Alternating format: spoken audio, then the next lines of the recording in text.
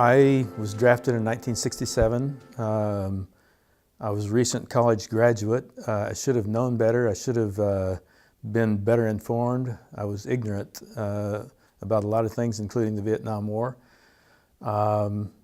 It didn't take me very long to realize that I thought this war was wrong and that I shouldn't be there. But I didn't really see any options. At one point when I was processing out to go to Vietnam in the infantry, a major who saw my records saw that I had a degree in teaching and asked me if I wanted to teach in a data processing program. And I said, yes, sir. And I went to Germany instead. I was very fortunate.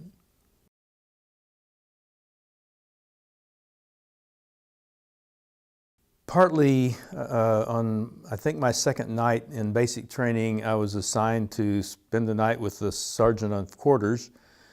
And he was just back from Vietnam. And I think he was probably clinically crazy. He spent the night telling me stories very gleefully about, quote, rubbing out gooks. And I couldn't get that out of my head. And I began then to do more serious thinking and to read. And I'd been suspicious all along, I guess, that there was something wrong with this picture, with us spending lives and money to try to determine the future of another country halfway around the world. But I fairly quickly concluded that I couldn't see any good reason to be there and that we ought to be out. And as soon as I did get out 2 years later, then I really kind of joined the anti-war movement.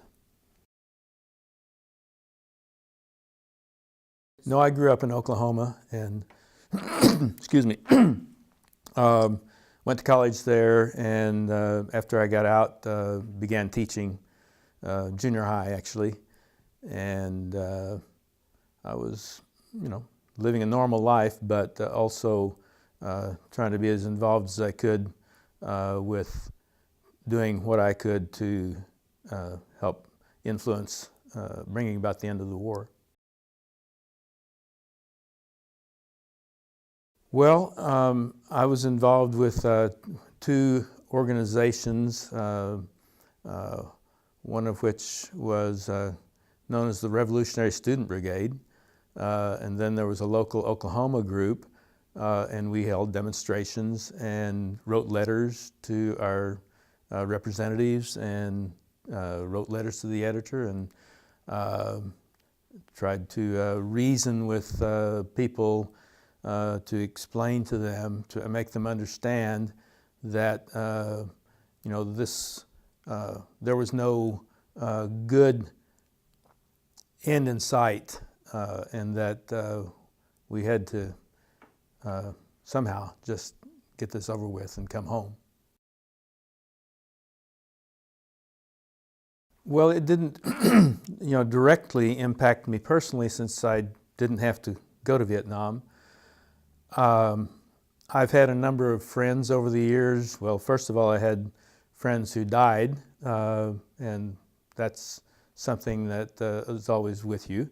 But over the years, I've had a number of friends who did serve in Vietnam, particularly in the infantry, which I was in, and who came back very troubled.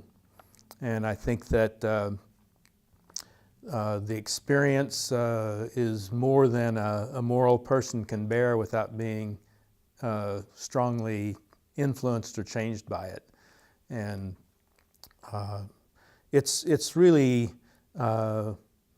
prompted me to remain politically active all of my life, and to, well, for example, during the 1980s, I went to Nicaragua with a group called Witness for Peace, working to try to bring about the end of Reagan's Contra war there. and I did a lot of writing. I did a lot of public speaking. I even did a speaking tour of universities in Germany about what was going on in Central America. So I guess my life as an activist in various ways, but particularly against war, began with my understanding of what Vietnam was all about.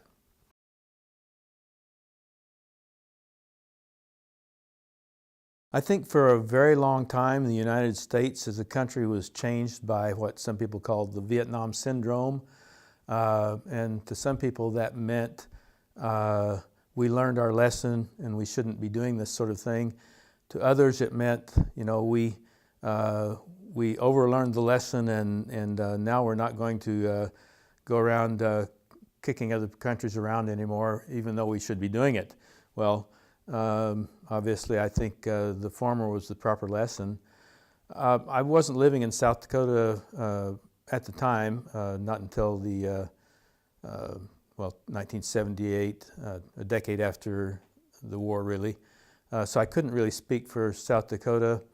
I do think that it had a long-term effect on the nation in that it made us a little bit more aware and maybe a little bit less